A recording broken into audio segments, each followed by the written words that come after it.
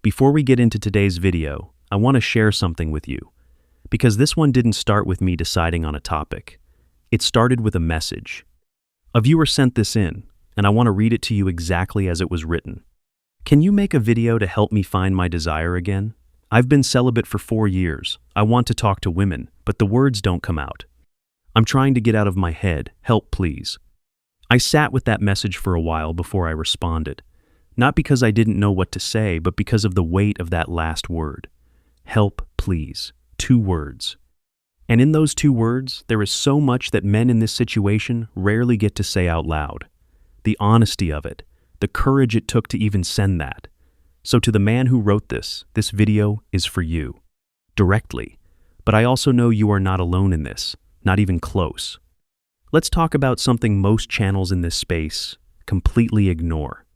There are men watching this right now who haven't had a meaningful conversation with a woman they were attracted to in years. Not months, years. And the longer that window stretches, the heavier it gets. Not because they lost interest in women, not because they gave up on connection, but because somewhere along the way, the gap between where they are and where they want to be grew so wide that the very idea of crossing it started feeling impossible. This video is for those men. Not for the man who just had a rough few weeks. Not for the man going through a dry spell between relationships. This is for the man who withdrew, quietly, gradually, often without a specific moment he could point to. 1 year became 2, 2 became 5. And now, the idea of simply walking up to a woman and starting a conversation feels like something he used to know how to do. Something that lives in a past version of him he can barely remember. If that describes you, there are 2 things you need to hear before anything else. First, what you're experiencing has a precise psychological explanation. This did not happen because something is broken in you. It happened because the brain is a prediction machine, and it has been predicting social failure for so long that it now treats avoidance as protection. That mechanism is real, it is understandable, and it can be changed. Second, the path back is not what you think it is. It doesn't begin with learning better openers. It doesn't begin with going to a bar and forcing yourself to approach women until the anxiety disappears. It begins somewhere deeper and more personal than that. And once you understand where it actually begins, the whole architecture of your recovery becomes clear. What actually happens when a man withdraws? Let's start with the psychology, because understanding what happened inside you is the first act of reclaiming yourself from it. When a man gradually withdraws from social interaction with women, through heartbreak, through rejection, through depression, through work, through shame, through any number of honest human experiences, his nervous system does something that is entirely rational from a survival standpoint. It begins to associate that category of interaction with threat. Not physical danger, psychological danger, the danger of exposure, of rejection, of inadequacy, of being seen clearly and found wanting. The amygdala, the brain's threat detection center, doesn't distinguish between a physical threat and an emotional one. Both register as danger. Both trigger the same avoidance response. And every time a man avoids the feared situation, the brain receives a signal that says, "Good, that worked, you're safe. Avoidance kept you safe. Do it again next time." That pattern, repeated over months and then years, carves a deep neural groove. The man is not consciously choosing withdrawal. He is following a pattern his brain has been reinforcing every single day. The longer it runs, the more automatic it becomes. Until one day he realizes he hasn't tried in so long that trying feels less like an option and more like an alien concept. Here is what this looks like from the inside. He sees an attractive woman at a coffee shop. Something activates a flicker of interest, a brief awareness. And then, within seconds, a flood of internal noise. What would I even say? She probably has a boyfriend. I'm out of practice. I wouldn't know how to follow up. What if she's not interested and it gets awkward? By the time that mental loop finishes running, she's already walked away, and he's sitting with a familiar cocktail of deflation and relief. That relief is the trap. Because relief after avoidance tells the brain the threat was real and avoidance was necessary. The relief feels like safety, but it is actually the door of the cage closing a little tighter. This is not weakness, this is neuroscience. And the reason it matters is because you cannot fight a neurological pattern with willpower alone. You need to understand the mechanism before you can dismantle it. The desire question, where did it go? Now, let's address something that sits underneath the social anxiety, and that many men in long withdrawal periods quietly wonder about, but rarely say out loud. Not just how do I talk to women again, but do I still want to? Because after a long enough period of shutdown, something strange begins to happen. The desire itself starts to feel muted, distant. The attraction is still there in some technical sense, but the pull toward acting on it, the appetite for pursuit, for connection, for the particular aliveness that comes from a genuine exchange with a woman, that starts to feel dulled, like a muscle that hasn't been used. Here's the psychological explanation for that, and it is important. Desire is not a static state. It is an active system that requires stimulation to stay alive. Psychologically, desire is deeply linked to the dopaminergic anticipation system, the same neurochemical mechanism that generates excitement before a reward. When a man is actively engaged in pursuit, in social risk, in genuine interaction, that system is being regularly activated. It generates the energy and hunger that we recognize as desire. When a man withdraws completely, that system goes quiet. Not because he stopped caring, but because the brain is efficient. It stops generating dopaminergic anticipation around experiences it has learned to avoid. Why prepare you emotionally for something you never pursue? The brain begins deprioritizing that circuitry, and the man experiences this as the gradual fading of desire, not as a decision, as a kind of emotional graying. The critical insight here is this: desire does not come back before action. It comes back through action. Most men in withdrawal are waiting to feel ready, to feel the want again, before they try. But the wanting is downstream of the trying, not upstream of it. You do not wait for desire to motivate the first step. You take the first step, and desire begins to reactivate in response. This is one of the most important psychological truths in this entire conversation, and it directly shapes the approach we're going to talk about. The shame architecture, why thinking about it makes it worse. There is another layer here that makes the withdrawal pattern particularly self-reinforcing, and that is shame. For most men who have been in prolonged social withdrawal, there is a private narrative running beneath the surface. It says something like, "Other men know how to do this naturally. I should know how to do this." The fact that I don't means something is fundamentally wrong with me. And if I try and fail, people will see that something is wrong with me. Therefore, it is safer not to try. That narrative shame about the withdrawal itself becomes a second layer of paralysis on top of the first. The man is not just afraid of social rejection. He is afraid of being exposed as someone who has been avoiding this for years. He carries the withdrawal like a secret that must be protected, which means every interaction with a woman now carries the invisible additional weight of concealing his history. The psychological term for this kind of thought pattern is metacognition, thinking about your own thinking. And in social anxiety research, it is one of the most consistent predictors of sustained avoidance. The man is not just in the situation. He is simultaneously watching himself be in the situation, narrating it, judging it, and anticipating how it will be perceived. That layered self-consciousness pulls him entirely out of the present moment and into his head. Here is what that sounds like in real time. He's in a conversation, and instead of simply being in the conversation, he is thinking, "Am I saying the right things? She probably finds this boring. I don't know where to take this. I'm being awkward." That self-monitoring loop is running at full speed while simultaneously trying to have a normal human exchange. It is, quite simply, too much for the prefrontal cortex to carry at once. The conversation suffers. He feels awkward. The brain files this as further evidence that social interaction is dangerous. And the cycle reinforces itself again. Breaking the shame architecture is not about positive self-talk or affirmations. It is about understanding that the self-monitoring itself is the problem, not the evidence the self-monitoring is generating. The goal is not to replace bad thoughts with good ones. The goal is to stop watching yourself and start being yourself. And there is a specific neurological pathway back to that state. the neuroscience of getting out of your head. Let's talk about the brain directly, because this is where the practical shift begins. The prefrontal cortex is the seat of conscious thought, analysis, and self-monitoring. It is what runs the internal commentary. The amygdala drives the threat response and the avoidance instinct.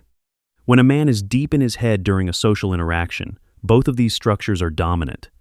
He is both overthinking and threat monitoring simultaneously. The result is that his behavior becomes stilted, self-conscious, and disconnected from genuine presence. What gets a man out of his head is not thinking better thoughts.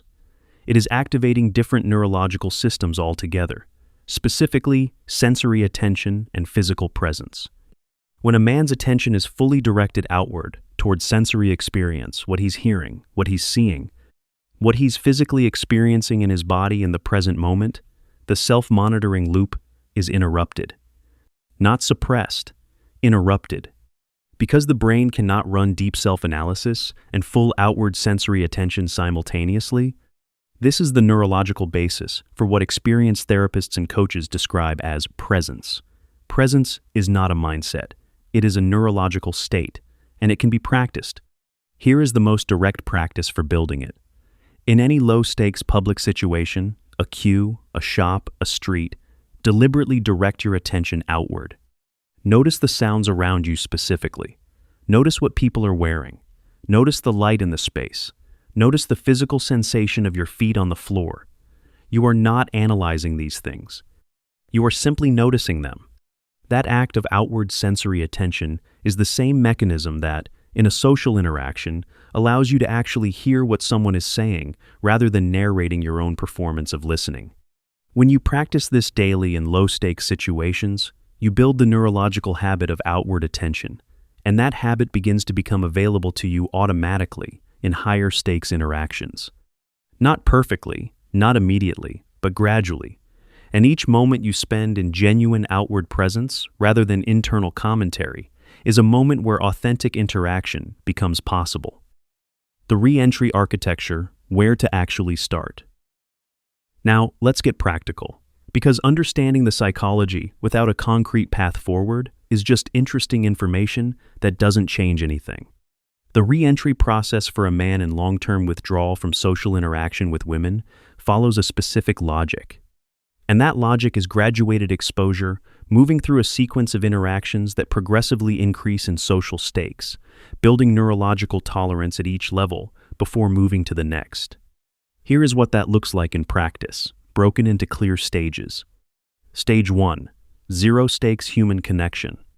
Before you think about talking to women you're attracted to, start talking to everyone. The cashier at the supermarket, the barista making your coffee, the man next to you waiting for a train.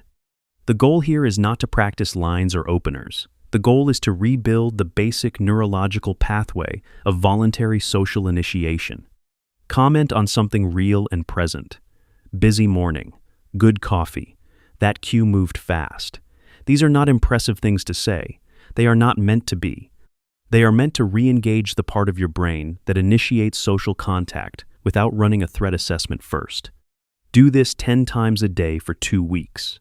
You will feel self-conscious at first. That is correct. Do it anyway. The self-consciousness is the old pathway firing. The new pathway is being built underneath it. Stage 2. Genuine curiosity with women in zero-stakes contexts. Not dating situations, not bars, not anywhere the stakes feel romantic or weighted. The coffee shop you visit regularly, the gym, the bookshop, the queue. Women you encounter in the natural course of your day. The approach here is not a technique, it is a reframe. Instead of thinking, I am trying to attract this woman, think, I am genuinely curious about this person in front of me. Human beings are interesting. The woman you're standing near has a life, opinions, preferences, experiences. Ask about something genuinely observable and real, not a compliment fishing for a reaction. Real curiosity. That book any good? Is that order worth getting? You come here often? Delivered not as a line, but as an honest question from someone who is actually interested in the answer. The difference in energy between genuine curiosity and performance is immediately felt by the other person. women especially. They have been navigating male attention their entire lives, and they can sense the difference between a man who is performing interest and a man who is actually present. Genuine curiosity disarms the interaction. It makes it normal. And normal is what a man in re-entry needs, not fireworks, not magnetism, just the experience of a natural exchange without the world ending. Stage 3. Extending the interaction by one beat. Once zero-stakes interactions feel comfortable, and you'll know they do, because the self-monitoring quiets noticeably, the next stage is simply staying in the interaction one beat longer than feels natural. Ask one follow-up question. Make one additional observation, not to extend an interaction into something it isn't, but to practice the neurological experience of staying present in a social exchange without engineering an exit. Most men in withdrawal have become experts at the graceful exit. They initiate, get through the opening exchange, and then find a way out before anything real happens. The exit is the safety valve. Stage 3 is about practicing the opposite, staying a moment longer, and discovering that nothing catastrophic happens when you do. Getting out of your head in real-time conversation. Now let's talk about what to actually do in the moment when the internal commentary starts hijacking the interaction. Because this is where most advice stops being useful. It tells men to be confident without telling them what to physically do when they're not. Here is the real-time toolkit. Anchor to her words, not your performance. The moment you notice you're monitoring yourself instead of listening to her, redirect your attention completely to what she is actually saying. Not what you're going to say next, what she is saying right now, the specific words, the specific content. When you actually listen, not perform listening, two things happen. The self-monitoring quiets because your attention is genuinely occupied elsewhere. And you naturally generate real responses because you're responding to what she actually said rather than to what you assumed she would say. This sounds simple. It is not easy at first, but it is the single most effective intervention for in-the-moment self-consciousness in conversation. Use the physical anchor. When the internal noise spikes mid-conversation, when you feel the anxiety rising and the thoughts starting to race, press your feet gently into the floor. Feel the physical contact. Take one breath that expands your belly rather than raising your chest. These two physical actions interrupt the stress response at its source and return you to physical presence. They take less than 2 seconds and are invisible to the other person. Practice them before you need them, so they're available when you do. Embrace the pause. One of the biggest tells of social anxiety in conversation is the rush to fill silence. When an anxious man's comment lands without an immediate response, he panics. He adds more. He qualifies what he just said. He asks a second question before she's answered the first. This is the brain trying to resolve the discomfort of silence through activity. The practice is the opposite. When a silence appears, hold it for 1 or 2 seconds before filling it. Let it breathe. A man who can let a pause exist without becoming anxious communicates something powerful, that he is grounded enough in himself, that he doesn't need the conversation to be constantly moving to feel safe. That quality is felt immediately by the woman in the conversation. Let go of the outcome before you open your mouth. This is perhaps the deepest practice in this entire section. The self-monitoring loop is fundamentally driven by attachment to outcome. The man wants her to respond positively. He wants to come across well. He wants evidence that the interaction is going well. That wanting, that clinging to a specific result is what makes his energy feel grasping and what makes him monitor himself so relentlessly. The reframe is to genuinely enter any interaction without a specific agenda beyond honest presence, not as a technique, as an actual internal shift. Before the conversation begins, ask yourself, what would I say and how would I be if I genuinely didn't need anything from this interaction? Then be that. The paradox, and this is the deepest truth in male-female dynamics, is that the moment you stop needing the interaction to go a specific way, it almost always goes better. Because what women respond to is not effort, it is ease, and ease requires releasing the outcome. Rebuilding the identity, not just the behavior. Here's something that separates genuine recovery from temporary improvement. Most approaches to social anxiety focus entirely on behavior, what to do, what to say, how to act. And behavioral change is real and important. But underneath the behavior is identity. And if a man's identity remains, "I am someone who doesn't talk to women," then every behavioral technique is being applied against the current of his own self-concept. The behaviors feel foreign. They don't stick, because they don't belong to the man he believes he is. Identity shift is the deeper work, and it happens not through deciding you are someone different, but through accumulating evidence that you are becoming someone different. Every small interaction you initiate, the zero-stakes exchange with the barista, the one follow-up question in the bookshop, the moment you held a pause instead of filling it anxiously, every one of these is a deposit into a new identity account. The account is labeled, "I am a man who initiates, who engages, who is comfortable in his own skin in social situations." The deposits start small. They feel invisible at first, but they accumulate. And over time, the identity begins to shift, not because you told yourself a better story about yourself, because you gave yourself new evidence. This is behavioral identity theory in practice. James Clear writes about it in the context of habits that the most durable behavior change comes when a man changes his belief about who he is, and that belief changes through accumulating evidence from repeated small actions. The same principle applies here. You are not trying to become a different man in one conversation. You are casting one vote at a time for the man you are in the process of becoming. That framing removes the pressure from any single interaction. No approach, no conversation, no specific exchange has to be the turning point. Each one is simply a vote, and votes accumulate. That is how the identity shifts. What to say and what that question is actually about. Let's address the question underneath the question that most men in this situation are actually asking when they say, "I don't know what to say." The question is rarely about words. It is about the terror of being genuinely seen in an unscripted moment and found to be insufficient. The words are a proxy for the deeper fear, and that is why all the opening lines and conversation tips in the world don't ultimately solve the problem, because the man trying to remember an opener is not present. He is performing a script, and the performance is a wall he's built between himself and the interaction. It protects him from the exposure of genuine unscripted presence, but it also prevents the genuine connection he's actually looking for. The answer to, "I don't know what to say," is not a better answer. It is a different question. Instead of, "What should I say?" ask, "What do I actually notice, wonder about, or find interesting in this situation?"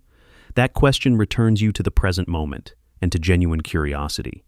And genuine curiosity always has something real to say, because the world is genuinely interesting if you're actually paying attention to it. In practical terms, when you're standing near a woman and want to say something, the most reliable source of authentic conversation starters is your actual present moment observation. What is genuinely happening around you? What is she actually doing, wearing, reading, engaged with? What does this specific moment have in it? Speak from that, not from a memorized sequence, not from what you think will sound attractive, from what is actually present and real. Comment on the environment. This place is always packed at this time. Ask about something observable. Good book? Make a genuine observation about something that caught your attention. These are not techniques. They are the natural language of a person who is actually present and actually curious. Practice being actually present and actually curious, and the words take care of themselves.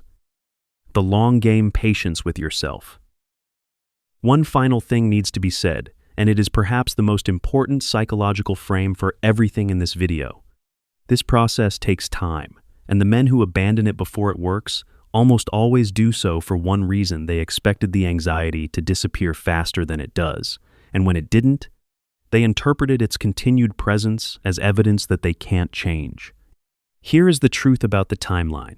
The neural pathways carved by years of withdrawal were not built overnight. They will not dissolve overnight either. The amygdala's threat response to social interaction will continue firing for some time after you begin taking action. The self-monitoring will still spike. The discomfort will still come. And that does not mean the process isn't working. It means the process is working exactly as it should. You are taking action in the presence of discomfort, rather than waiting for the discomfort to disappear before acting.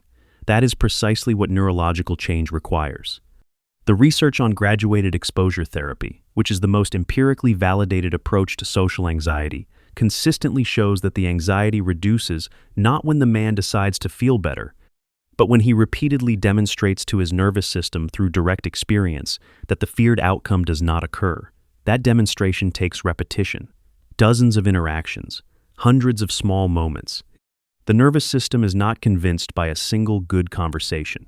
It updates its predictions slowly based on accumulated evidence. So be patient with the process. Expect the discomfort early on. Don't interpret discomfort as failure. Interpret discomfort as the evidence that you're doing the work. And trust that the accumulated evidence of 100 small, genuine interactions will, over time, rewrite the prediction your nervous system has been running for years. The man you were before the withdrawal, the man who moved through the world with ease, who could talk to a woman he found interesting without it feeling like an impossible undertaking, he is not gone. He is underneath the years of avoidance. The work you're doing is not building someone new. It is excavating someone real. And that man, the one who is present, grounded, genuinely curious, unafraid to initiate, and unafraid to hold space, he does not need lines. He does not need techniques. He needs only to show up, consistently, in his own life, and let the reactivated desire for genuine connection do the rest. Drop a comment below and write, "I'm coming back," because that simple phrase is the beginning of the shift. And I want to know how many men in this community are ready to make it. If this video reached something in you, if it named something you've been carrying quietly, then support the channel. Like this video, share it with a man who needs it, and subscribe so you don't miss what comes next. Because the work we do here is for the men who are serious about reclaiming themselves. Not just their attraction strategy, themselves. To every forged brother who shares this content and keeps this channel alive, thank you. Because of you, men who have been silent for years are finding the courage to speak again. Men who believed something was broken in them are discovering it never was. That is the work. That is the ripple. Keep forging, brothers.